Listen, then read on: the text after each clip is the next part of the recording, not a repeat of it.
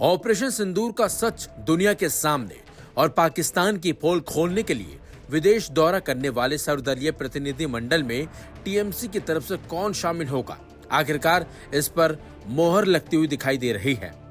खबरों के मुताबिक टीएमसी चीफ ममता बनर्जी अभिषेक बनर्जी को भेजने के लिए तैयार हो गई हैं, जबकि इससे पहले ममता बनर्जी ने इस प्रतिनिधि मंडल से दूरी बना ली थी।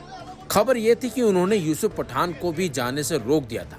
मोदी सरकार की इस टीम में यूसुफ पठान का नाम शामिल किया गया था। बताया जा रहा है कि यूसुफ पठान ने भारत सरकार को ये जानकारी दी थी कि वो इस दौरे के लिए उपलब्ध नहीं होंगे। सूत्रों का कहना है कि भारत सरकार ने सांसद यूसुफ पठान से सीधे संपर्क किया था। ऐसे में माना जा रहा है कि इससे नाराज टीएमसी ने यूसुफ से सरकार को मना करने के लिए कहा होगा। लेकिन अब जो जानकारी निकलकर बाहर आई है, उसके मुताबिक केंद्रीय मंत्री किरण रिजिजू ने खुद इस मामले में ममता बनर्जी से बात की थी। उन्होंने टीएमसी की तरफ से प्रतिनिधि को लेकर फैसला लेने की अपील की थी।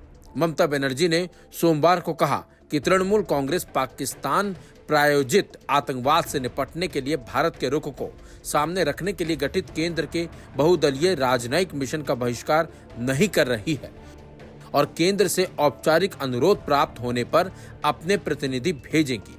टीएमसी ने इस बात पर भी जोर दिया कि प्रतिनिधि मंडलों में पार्टी के उम्मीदवार का फैसला केंद्र को नहीं करना चाहिए।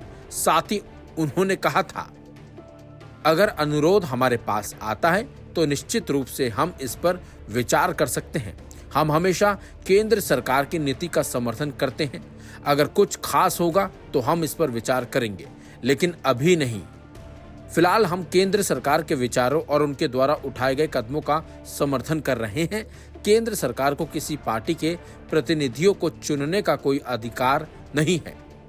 लेकिन इसी बीच तृणमूल कांग्रेस के नेता अभिषेक बनर्जी ने कहा कि भारत को आतंकवाद के खिलाफ देश की कतई बर्दाश्त नहीं करने की नीति के रुख को सभी के सामने रखने के लिए पहलगाम आतंकी हमले के पीड़ितों के परिजनों या ऑपरेशन सिंदूर का नेतृत्व करने वाले सशस्त्र बलों के अधिकारियों को विदेश भेजना चाहिए।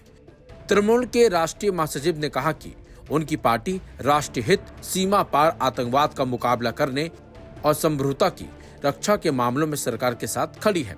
अभिषेक बनर्जी ने कहा, हालांकि जहां तक संसदीय प्रतिनिधि मंडलों का सवाल है, केंद्र एक तरफा फैसला नहीं कर सकता कि किस पार्टी से किसे चुना जाएगा। उन्हें नाम मांगने होंगे और सभी राजनीतिक दलों, खासकर विपक्षी खेमे के साथ व्यापक विचार विमर्श की व्यवस्था करनी होगी। अगर पार्टी से संपर्क किया जाता है तो तृणमूल निश्चित रूप से अपने सदस्यों को प्रतिनिधि मंडल के सदस्य के रूप में भेजेगी। फिलहाल अब तक जो खबर है उससे ये साफ हो चुका है और फाइनल हो चुका है कि टीएमसी से अभिषेक बनर्जी ही ऑपरेशन सिंदूर टीम का हिस्सा होंगे। आपको बता दें, केंद्र ने जो टीम बनाई है उसमें कांग्रेस से शशि थरूर, जेडीयू से संजय झा, बीजेपी से रविशंकर प्रसाद, डीएमके से कनिमोझी और एनसीपी एसपी से सुप्रिया सुले का नाम शामिल है और टीएमसी से लगभग अभिषेक बनर्जी का नाम फाइनल हो चुका है।